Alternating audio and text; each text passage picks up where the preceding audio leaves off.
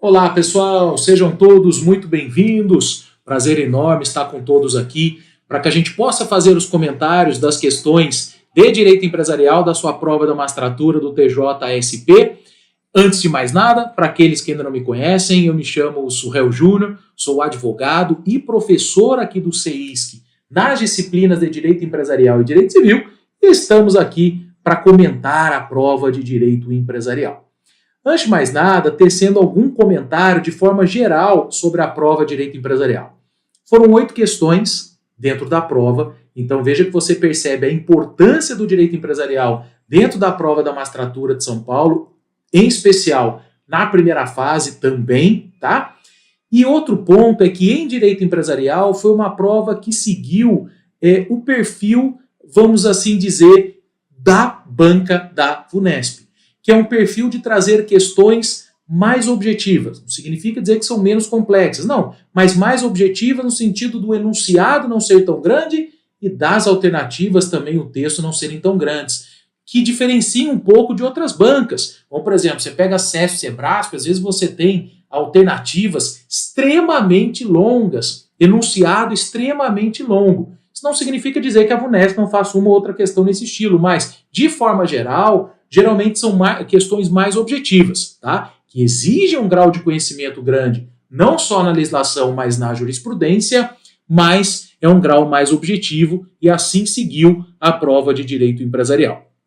Não vislumbrei nas questões possibilidade de anulação, de recurso, porque todas elas estão fundamentadas, as respostas, ou em texto de lei, ou em posicionamento dos nossos tribunais, como nós mostraremos aqui nessa correção. Então foi uma prova justa, foi uma prova que de fato foi dentro do esperado e dentro do perfil do que é a banca da VUNESP das últimas provas também, tá? E quem fez o curso aqui com a gente no CEISC, da magistratura, pôde perceber que ao longo das aulas a gente foi tratando sobre esses temas, tá?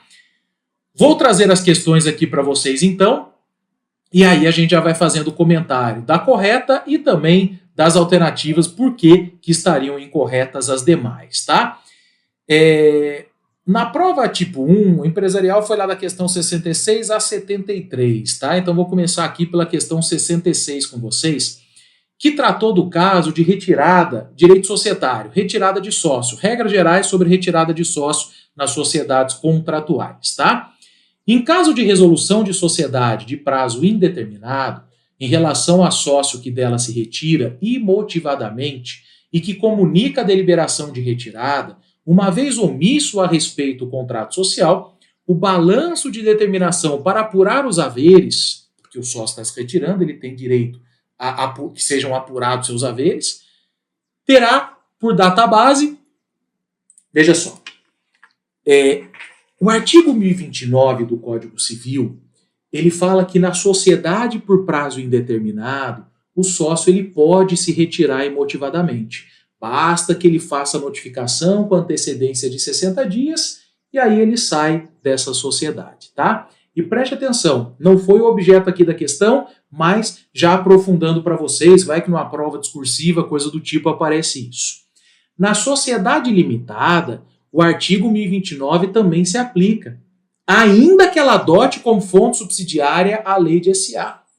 O Superior Tribunal de Justiça tem entendimento pacificado que para a sociedade limitada, o sócio também pode se retirar de forma imotivada, quando ela é constituída por prazo indeterminado, ainda que ela adote como fonte supletiva a lei de SA. Porque esse artigo 1029 é a regra de sociedade simples, que se aplica limitada, ainda que ela adote como fonte supletiva a lei de SA, permitindo que o sócio na limitada também se retire de forma imotivada quando ela é por prazo indeterminado, nos termos do artigo 1029 do Código Civil. Fechado? Não foi o objeto dessa questão, mas já aí, se porventura aparece para você numa fase discursiva essa questão da retirada de sócio na sociedade limitada, o STJ já tem esse posicionamento pacificado. Bom, mas aqui a questão ela foi mais sucinta, no sentido de perguntar aqui, quando vai ser tomado por base a data efetiva da retirada para apuração dos haveres do sócio? E aí quem traz essa resposta para a gente é o Código de Processo Civil. Porque o CPC, a partir dos artigos 599 e seguintes, ele traz o procedimento da ação de dissolução parcial de sociedade. Tá?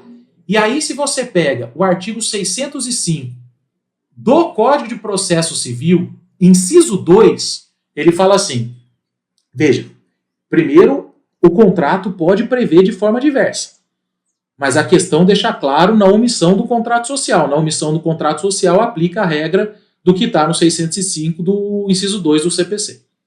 A data da resolução da sociedade será, inciso 2, na retirada imotivada, o 60º dia seguinte ao do recebimento pela sociedade da notificação do sócio retirante, que vai ao encontro do que diz o 1029 do Código Civil, que eu já mencionei para vocês. 1029 fala assim, além dos casos previstos na lei ou no contrato, qualquer sócio pode ser retirado da sociedade, se de prazo indeterminado, mediante notificação aos demais sócios com antecedência mínima de 60 dias.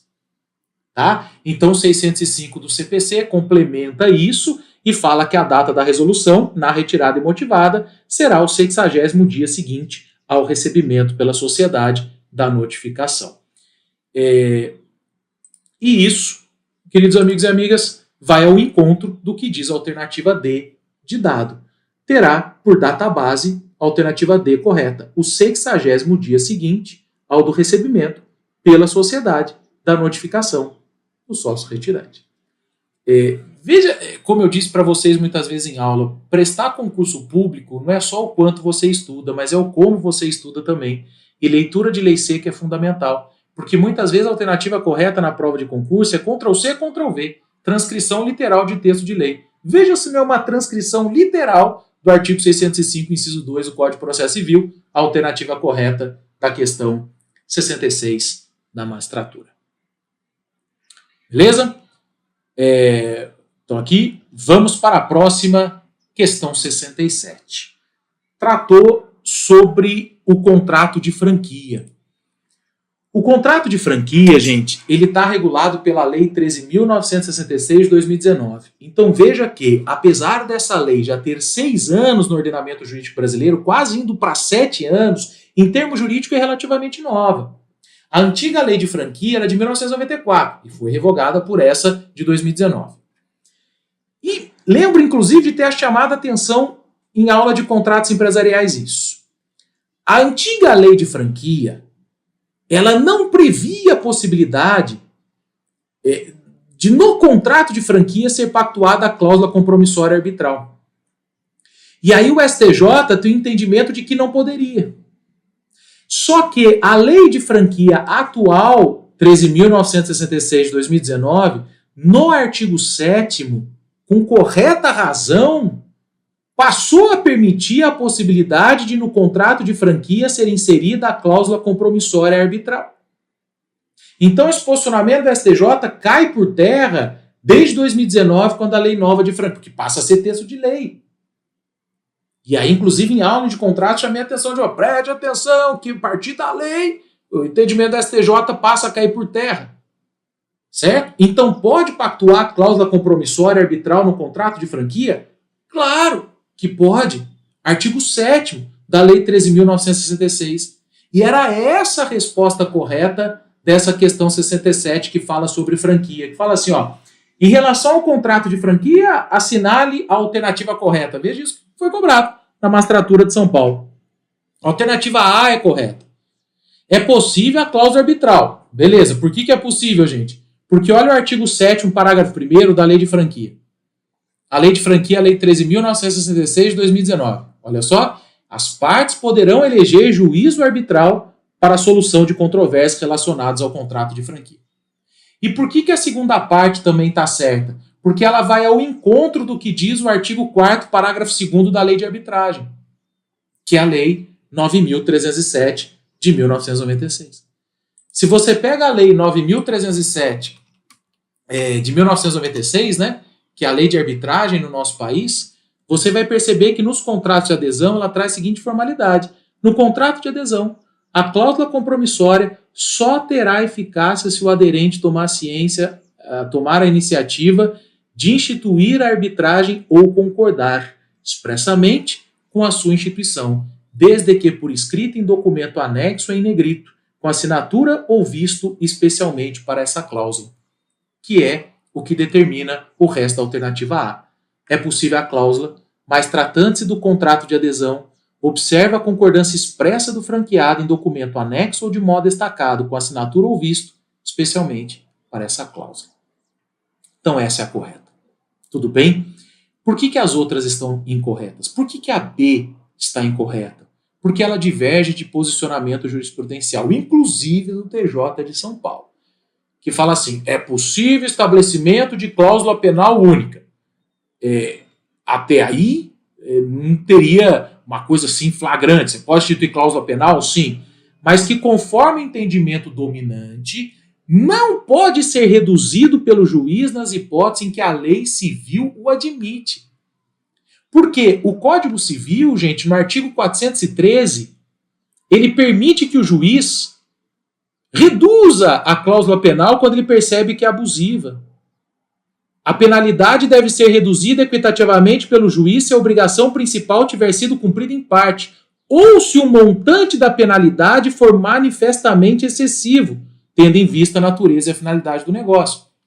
E aí a alternativa B está falando que no contrato de franquia o juiz não pode fazer isso. Está errado, ele pode. Inclusive o próprio TJ de São Paulo permite, como eu separei aqui para vocês. Olha o que está destacado em vermelho no acórdão.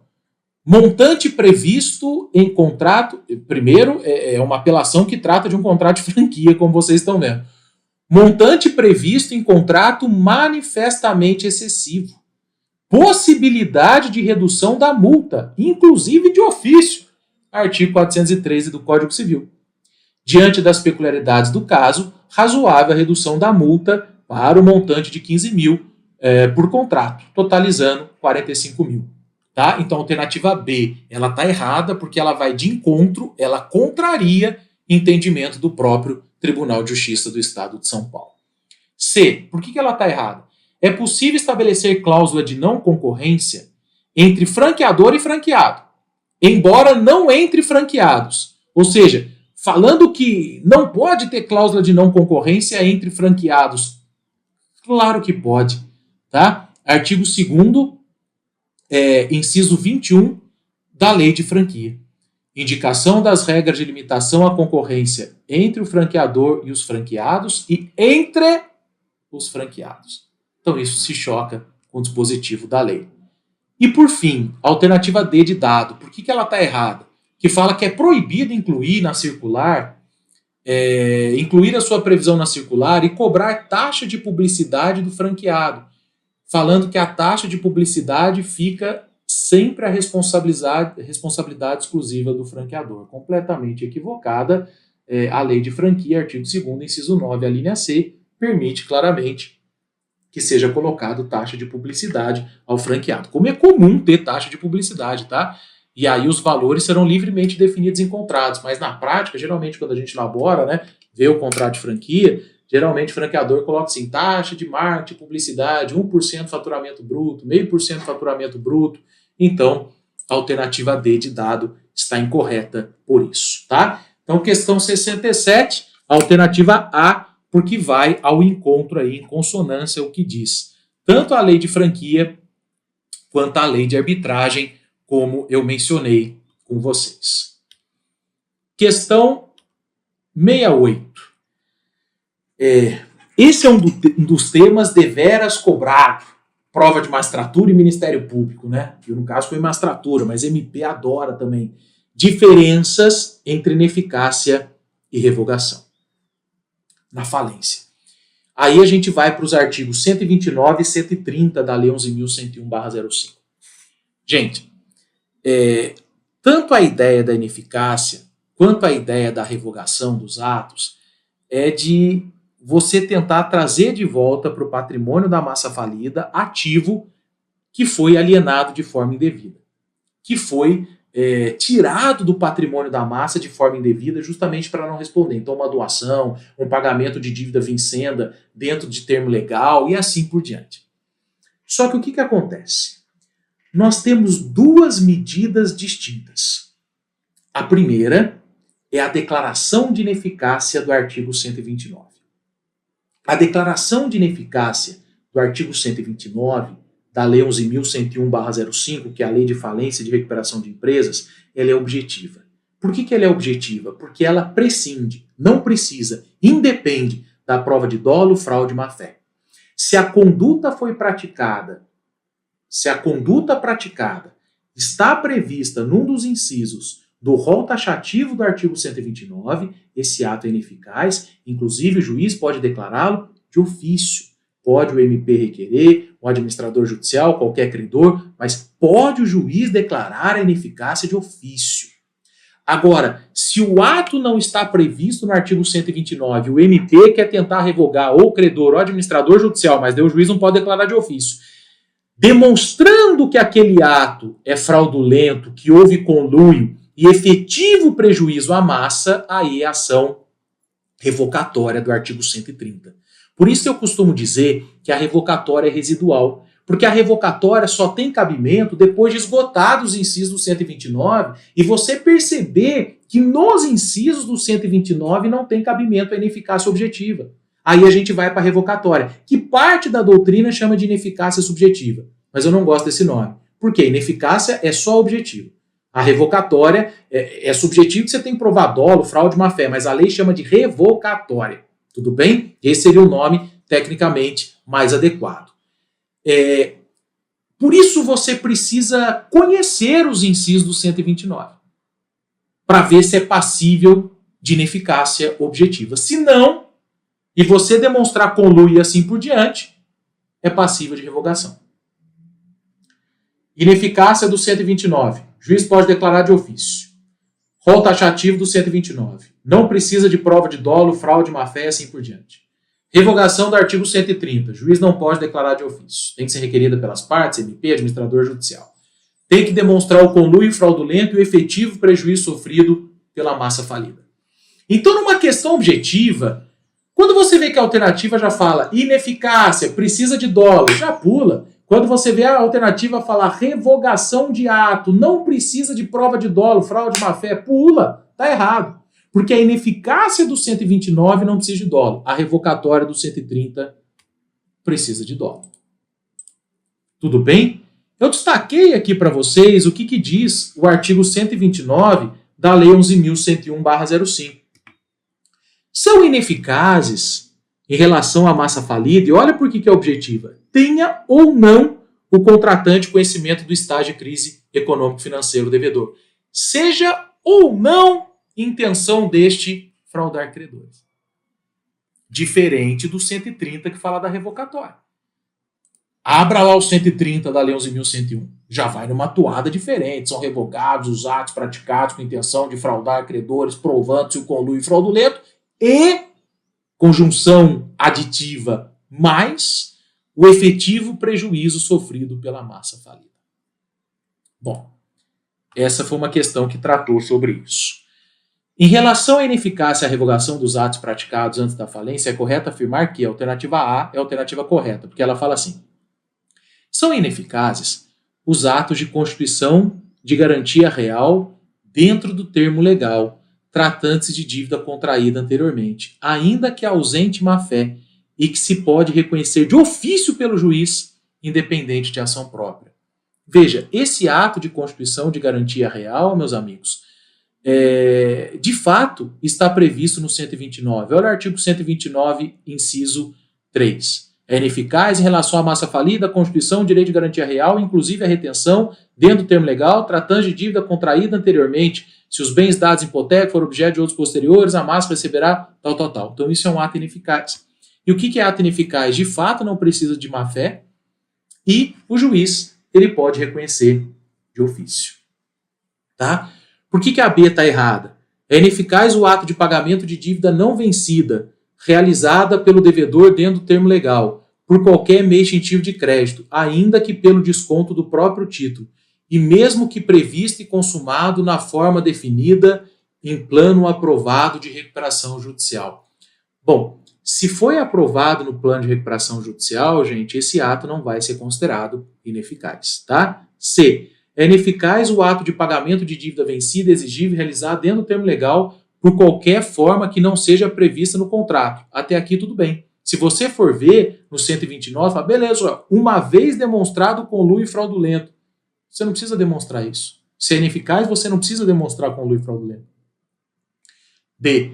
São ineficazes os registros de direitos reais e de transferência de propriedade entre vivos, por título oneroso ou gratuito, realizados após a decretação da falência. Não, não tem essa situação prevista no 129. O que tem previsto no 129 diz respeito a títulos gratuitos e até 2 anos antes da decretação da falência. Tá? Então, alternativa correta da 68, alternativa A, como destacado aí para vocês. 69. Quem regula as marcas no nosso país é a Lei 9.279 de 96, que é a Lei de Propriedade Industrial, mais especificamente artigos 122 e seguintes da Lei de Propriedade Industrial. A lei não define o que é marca evocativa. Quem define o que é marca evocativa é o Superior Tribunal de Justiça e também os nossos tribunais estaduais, por reflexo. Marca evocativa, pessoal, no jargão do direito empresarial, é entendido como marca fraca. Por que marca fraca? Você acaba utilizando no núcleo dela ou em parte dela expressões de uso comum, que não tem muita distintividade. E aí, inclusive, recentemente, o STJ reconheceu que marcas evocativas elas podem ser obrigadas a coexistir com outras semelhantes. Foi o caso, por exemplo, do supermercado Extra, que tentou impedir outro supermercado de marca Extra Bom de continuar utilizando essa insígnia. E o STJ entendeu que o vocábulo extra seria uma marca fraca, evocativa. Então, se você preferir utilizar, você é obrigado a conviver com outras empresas que utilizam o mesmo vocábulo, acrescentando outras expressões. No caso, seria Extra Bom. Então, marca evocativa é justamente uma marca fraca. É o que diz a alternativa C de casa. Aquelas que contêm expressões de uso comum, de pouca originalidade e suficiente forma distintiva, remissivas à própria natureza ou utilidade do produto. Tá? Trago aqui para vocês um julgado do STJ que explica basicamente o que está na alternativa C de casa. Marcas evocativas, ou seja, que contêm expressões de uso comum, de pouca originalidade e sem suficiente forma distintiva, podem conviver com outras semelhantes, dada a mitigação da exclusividade do registro. Veja que esse trecho da alternativa C meio que foi destacado ipsis literis de entendimento do Superior Tribunal de Justiça sobre o assunto. Tá? Portanto, 69, alternativa C de casa, alternativa correta. 70 trata também de posicionamento jurisprudencial do nosso Superior Tribunal de Justiça. Em relação ao endosso de duplicatas por força de contrato de fatorização, de factoring, e conforme jurisprudência pacificada do STJ, é correto afirmar. O que é duplicata, gente? A duplicata ela está regida na Lei 5474/68. É um título de crédito causal em que o artigo 1º e o 20 dessa Lei 5474 fala que ela só pode ser emitida com base numa compra e venda mercantil numa prestação de serviço. Geralmente na relação fornecedor-logista. Então imagine que eu sou réu, tenho um supermercado. Eu peço lá 20 mil reais em cervejas para a Ambev. E a Ambev me manda essas cervejas. O que a Ambev pode fazer para me cobrar? Ela pode me cobrar de outras formas, mas ela pode fazer para me cobrar emitir uma duplicata mercantil. Houve uma compra e venda mercantil? Houve. Então o que ela faz? Ela tem efetivamente uma duplicata e fala assim, ela dá ordem para eu pagar aqui, surreal. Mandei as cervejas, está aqui a duplicata para você pagar correspondente a essas cervejas. É por isso que quem emite duplicata tem que emitir primeiro a fatura e com base na fatura você emite a duplicata. É daí que vem o nome duplicata, de duplicidade. Duplicata nada mais é do que uma cópia da fatura. Fatura é o documento que vai discriminar todos os produtos ou serviços que foram vendidos ou prestados e o valor final. Então, com base nisso, a Ambev emite a duplicata e manda para eu pagar. E aí, a relação correta é que eu aceite a duplicata e deixe essa duplicata com a Ambev até o vencimento para quitar essa duplicata. Bom, Geralmente a duplicata ela é uma ordem de pagamento, mas que não vence imediatamente, como acontece com o cheque, por exemplo. É comum na duplicata o credor conceder prazo para pagamento. 3 meses, 4 meses, 6 meses, dilatar o prazo para o lojista. Aí, de repente, a Ambev tem um crédito lá para receber contra o meu supermercado, materializado numa duplicata de R$70 mil. É comum, na prática, o credor dessa duplicata querer antecipar esse recebível. O que é antecipar o recebível? Procurar, seja uma instituição financeira ou outra instituição, que queira, entre aspas, comprar esse crédito. Eu vou e endosso o crédito para eles. Eles já me pagam agora e eu transfiro o crédito para eles. Obviamente, se a duplicata é de 70, provavelmente eles vão pagar hoje 50, 60. Aí, regra do negócio, de negociação. Isso basicamente é a fatorização. É você antecipar recebível, você vender recebíveis, geralmente, que uma empresa ou uma pessoa possui. Tá? E aí você endossa a duplicata. Imagine que a duplicata foi aceita pelo meu supermercado reconheceu a existência do crédito e a Ambev foi lá e endossou a duplicata. Eu sou credor, estou endossando para você aí, empresa de factoring, instituição financeira, seja lá quem queira adquirir esse crédito. E aí a questão 70 fala, conforme jurisprudência do STJ, a alternativa B é correta, que fala assim, ó, ocorrida a transmissão do título em favor da fatorizadora, que é quem adquiriu, né, sem questionamento a respeito da boa-fé da empresa ou quanto ao aceite voluntário firmado, então houve o aceite na duplicata mercantil, aplicam-se as regras do direito cambiário, que é as regras de título de crédito, sendo incabível a oposição de exceções pessoais existentes diante do devedor, o devedor no caso seria meu supermercado, a endossatária. A endossatária é quem recebeu o título, é quem comprou, tudo bem? É quem adquiriu isso. Esse é um princípio do direito cambiário, gente. O artigo 887 do Código Civil traz os princípios de direito cambiário, dentre eles o princípio da autonomia das obrigações cambiárias, que fala que o vício de uma obrigação não vicia as demais. E desse princípio decorre o subprincípio da inoponibilidade de exceções pessoais a terceiro de boa-fé. Ou seja, eu não posso opor uma exceção pessoal que o meu supermercado tinha com a Ambev a um terceiro de boa-fé, que é quem adquiriu esse crédito. Princípio da autonomia das obrigações cambiárias. Veja como o STJ entende isso. Vamos para o tópico 1 aqui, ó. A duplicata mercantil, apesar de causal no momento da emissão, com o aceite e a circulação, adquire a abstração e a autonomia, desvinculando-se do negócio jurídico subjacente, impedindo a oposição de exceções pessoais a terceiros endossatários, que no caso seria fatorizador ali de boa-fé, como a ausência ou interrupção da prestação de serviço ou entrega de mercadorias. Hipótese em que a transmissão das duplicatas à empresa de factoring operou-se por endosso, sem questionamento a respeito da boa-fé da endossatária portadora do título de crédito a respeito do aceite aposto pelo devedor, aplicação das normas próprias do direito cambiário. Veja que a alternativa B também meio que repete ipsis literis o que o STJ ele diz sobre o assunto, tá? Então, a questão 70, alternativa B de bola, vai ao encontro do STJ. 71. Tratou da responsabilidade dos administradores de uma sociedade anônima. Primeiro, pessoal, a gente pode entender que os administradores da sociedade anônima, em sentido lato, são tanto aqueles que integram a diretoria, que estão regulados pelos artigos 143 e seguintes da Lei de SA, que é a Lei 6.404 de 1976, quanto aqueles que integram o Conselho de Administração, regulado pelos artigos 138 e seguintes da mesma Lei de SA. A questão da responsabilidade dos administradores, em sentido lato, tanto o Conselho quanto a diretoria, vem regulada pelos artigos 153 a 159 da Lei 6.404 de 76.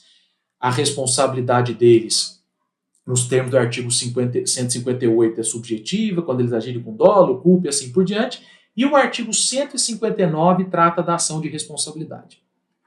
Primeiro, nós temos que diferenciar o seguinte. O 159, ele trata sobre duas ações de responsabilidade diferente. A ação de responsabilidade da própria SA, querendo cobrar o administrador que causou prejuízo para ela, e uma outra ação de responsabilidade prevista no 159, parágrafo 7, que é o próprio acionista em interesse próprio querendo cobrar esse cara. Bom, imagine uma seguinte situação. Imagine que eu sou diretor de uma SA de compras e o conselho de administração falou assim: Surreal, sempre que você proceder à aquisição de equipamentos de insumo para a SA, faça pesquisa com pelo menos 3 fornecedores. Não fiz, comprei determinado insumo, a SA descobre que eu causei prejuízo de 20 mil reais. Agi com negligência. Ela pode me cobrar? Pode. A SA pode me cobrar? Pode. Agora, imagine que eu pratiquei um ato que eu causei um dano direto para um acionista. Esse acionista também pode me cobrar? Pode. Então são duas ações de responsabilidade distintas. O STJ entende que uma não exclui a outra. Quando a SA quer cobrar o seu diretor ou quando o acionista diretamente quer cobrar o seu diretor ou conselheiro porque ele causou um prejuízo. Obviamente, quem tem legitimidade para entrar com a ação quando o próprio acionista quer cobrar um interesse seu que foi lesado? Ele mesmo. 159, parágrafo 7. Agora, quando a sociedade anônima quer cobrar o seu diretor ou o seu conselheiro, quem tem legitimidade para ingressar com essa ação? Em primeiro lugar, a própria companhia, por meio da sua diretoria jurídica. Mas antes precisa ser deliberado em assembleia. Isso é levado para a assembleia delibera e a própria companhia entra com a ação. Só que os parágrafos do artigo 159 trazem competências residuais. Primeiro falando assim: se a SA deliberou por entrar e a SA não ingressou nos próximos 3 meses, qualquer acionista pode entrar com a ação. Mas esse acionista vai entrar com a ação em favor da SA. Não é para defender o interesse dele nesse caso, é para defender o interesse da SA. Porque se é para interesse dele, ele vai diretamente, precisa de aprovação de assembleia. Agora, o próprio 159, no parágrafo 3º, ele fala isso. Tudo bem, meus amigos? E também o 159, se você for percorrendo os parágrafos, há mais parágrafos ali, eu destaquei para vocês o que vai estar cobrado na questão. Ele vai falar, mesmo que a Assembleia rejeite entrar com essa ação, aí acionistas que representem 5% do capital social podem ingressar com essa ação. E essa questão tratava sobre isso. Acerca da responsabilidade dos administradores da SA por atos danosos, cuja práticas lhe seja imputável, é correto afirmar que, B de bola é a alternativa correta, que fala assim: cabe a ação a qualquer acionista, mesmo que por danos à companhia, desde que realizada a assembleia que o delibere, a demanda não tenha sido ajuizada pela sociedade em até 3 meses. É isso que determina 159, parágrafo 3º da lei de SA. Tá? Por que as outras estão erradas? A A está errada, pessoal, porque ela fala assim: cabe a ação a qualquer acionista, por dano a ele diretamente causado, desde que autorizado por assembleia. Não, por dano a ele diretamente causado é a ação do 159, parágrafo 7º, não exige aprovação de assembleia. C. Cabe a ação a acionista que represente ao menos 5% do capital, mesmo que por danos à companhia, desde que autorizado por assembleia. Não, se autorizou por assembleia e ela não entrou em 3 meses, qualquer acionista pode. Acionistas que representam 5% é quando a Assembleia delibera por não entrar com a ação. D.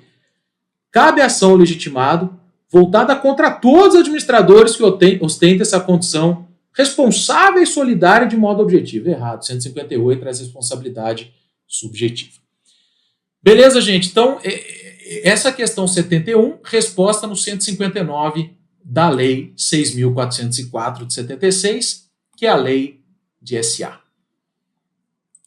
Deixa eu tirar minha imagem aqui, que senão vai tampar a letra aqui para vocês. Pronto. Questão 72. Alternativa D de dado. Cobrou recuperação judicial pós-reforma já da Lei 14.102 de 2020, que alterou diversos dispositivos da Lei 11.101/05, que é a Lei de Falência e de Recuperação de Empresas. Vamos lá, gente. Recuperação judicial, regulada especificamente pelos artigos 47 e seguintes da Lei 11.101/05, mas as regras gerais também a ela aplicáveis estão nos dispositivos iniciais dessa legislação. A empresa pede recuperação, juntando que ela cumpre os requisitos do 48, documentação do 51, e se o juiz entender que ela cumpre tudo isso, ele defere o processamento. Deferir o processamento não significa dizer que ele concedeu a recuperação. A recuperação é uma proposta. O plano nem foi apresentado ainda. Simplesmente é o juiz falando, empresa, vou te dar a oportunidade de apresentar a proposta. Quando o juiz defere o processamento, surgem os efeitos dos artigos 52 e 53 da Lei 11.101/05. Um dos principais dos 52 é o chamado stay period, que é a suspensão de execuções pelo prazo de 180 dias corridos. Onde que está o stay period? Artigo 52, combinado com o artigo 6º, parágrafo 4º, todos da Lei 11.101/05. Se você pega o 52, combinado com o 6º, parágrafo 4º, ele vai falar: o juiz determinará a suspensão de execuções pelo prazo de 180 dias, e esse prazo é contado de forma corrida, nos termos do artigo 189 da lei, sendo possível uma prorrogação por igual período em caráter excepcional, desde que a empresa não tenha contribuído para tanto. Bom, suspensão de execuções. Só que há ressalvas de demandas que não são suspensas. Vamos falando de cada alternativa. Por que a alternativa A está errada? O deferimento do processamento da recuperação autoriza o administrador a recusar a eficácia da convenção de arbitragem, impedindo ou suspendendo a instauração de procedimento arbitral tendo por objeto crédito sujeito à recuperação. Não há essa previsão na Lei 11.101/05, tá? O deferimento do processamento da recuperação judicial induz suspensão das execuções ajuizadas contra o devedor principal, até aqui tudo bem, e devedores solidários ou cobrigados em geral. Isso aqui está errado. Súmula 581 do STJ. A súmula 581 do STJ fala que a suspensão da execução contra o devedor principal, que é a empresa, não suspende contra cobrigados, como fiadores, avalistas, súmula 581 do STJ, que inclusive trabalhamos em aula também, que faz com que a B de bola esteja incorreta. C. O deferimento do processamento da RJ induz suspensão da execução fiscal. Errado. Se você pega o artigo 6º, parágrafo 7º-B, você vai ver que a execução fiscal não é suspensa com deferimento do processamento da recuperação judicial, porque o crédito fiscal não é negociado na recuperação judicial. É que a empresa que tem deferido o processamento, ela tem o direito, nos termos da Lei 10.522 de 2002, não é nem na Lei 11.101, Lei 10.522 de 2002, artigo 10A, de parcelar os créditos com a Fazenda Nacional em até 120 vezes. Mas esse parcelamento não se dá na recuperação judicial, e é só com a Fazenda Nacional. Então não tem por que a execução fiscal ser suspensa. Ela não é suspensa. Artigo 6º, parágrafo 7º-B da Lei 11.101/05. Só que, pós-reforma da nossa lei, a lei previu a cooperação, porque pode vir um ato de constrição na execução fiscal de bem da empresa que está em recuperação e seja um bem de capital. O que é bem de capital? É um bem que ela precisa para desenvolver a sua atividade. É aí que o artigo 6º, parágrafo 7º-A, B, fala que a execução fiscal não é suspensa, mas o juiz da recuperação pode substituir os atos de constrição de bens que recaem sobre bem de capital. Então a C está errada. Regra parecida vale para credores de alienação fiduciária e arrendamento mercantil. Porque, nos termos do artigo 49, parágrafo 3º da Lei 11.101/05, Credor de alienação fiduciária, arrendamento mercantil não pode ser negociado na recuperação judicial. Se não pode ser negociado, não tem por que a demanda deles ser suspensa. Só que daí o artigo 6º, parágrafo 7º-A fala assim: olha, tudo bem, não é suspenso, mas se houver um ato de constrição que recai sobre bem de capital, o juízo da recuperação ele pode suspender esse ato de constrição até o final, basicamente, do stay period. E isso vai ao encontro do que diz a alternativa D de dado, que é a correta. As ações do credor fiduciário podem ter segmento normal. Isso mesmo, gente. Artigo 49, parágrafo 3º da Lei 11.101/05. Mesmo diante do deferimento do processamento da recuperação judicial do devedor fiduciante, ficando vedada a retirada de bens de capital essenciais da atividade empresarial, artigo 6º, parágrafo 7º-A, durante o stay period, conforme a avaliação do juízo recuperacional. Destaco aqui para vocês o artigo 6º, parágrafo 7º-A. E depois leia o 7º-B também, que fala da execução fiscal, tá? O disposto nos incisos 1, 2, 3 do caput desse artigo, que fala da suspensão, não se aplica aos créditos referidos para a 3º e 4º do artigo 49, entre eles a alienação fiduciária, admitida, todavia, a competência do juiz da recuperação para determinar a suspensão dos atos de constrição que recaem sobre bens de capital, essencial à manutenção da atividade durante o prazo a que se refere o parágrafo 4º desse artigo, que é o stay period. Tá? Então, a questão 72, alternativa D de dado. Última questão de empresarial. Contratos empresariais, mais especificamente, contratos de colaboração regulados pelo Código Civil. Tá? Em matéria de contrato de colaboração, e conforme disciplina que lhes reserva o Código Civil, é correto afirmar que a alternativa D de dado está correta, que fala assim: a cláusula del credere no contrato de comissão depende de estipulação das partes e a exclusividade já é presumida no contrato de agência. Certinho, gente. Contrato de agência, a exclusividade é presumida. Pode ser afastado, mas ela é presumida. Quem diz isso? Artigo 711 do Código Civil. Salvo ajuste, o proponente não pode constituir ao mesmo tempo mais de um agente na mesma zona com idêntica incumbência, nem pode o agente assumir o encargo de nela tratar de negócio do mesmo gênero à conta de outro. Então veja que está tendo exclusividade tanto de agenciamento quanto de área. Presumido. Porque o próprio 711 fala, salvo ajuste. Em contrário, presume isso. Já a cláusula del credere na comissão é diferente. Para ela valer, ela tem que estar prevista no contrato. Olha o que diz o 698, que foi reformado recentemente em 2023. Olha o que diz o 698 do Código Civil. Se do contrato de comissão constar a cláusula del credere, está falando, você não presume a cláusula del credere. Se no contrato de comissão constar a cláusula del credere, responde, e isso é uma redação relativamente nova. Tudo bem? Do nosso Código Civil, volto a dizer que passou por reforma em 2023. Responderá o comissário solidariamente com as pessoas com que houver tratado em nome do comitente, tal. Então, a cláusula del credere na comissão não se presume e a cláusula de exclusividade na agência se presume, o que faz com que a alternativa D esteja correta. A cláusula del credere no contrato de comissão depende de estipulação e a exclusividade é presumida no contrato de agência. As outras vão misturar, por isso que vão estar erradas. Por isso que a D é, obviamente, a alternativa correta, porque ela vai ao encontro tanto do artigo 698 do Código Civil, com a atual redação, quanto do artigo 711 do próprio Código Civil. Beleza, gente?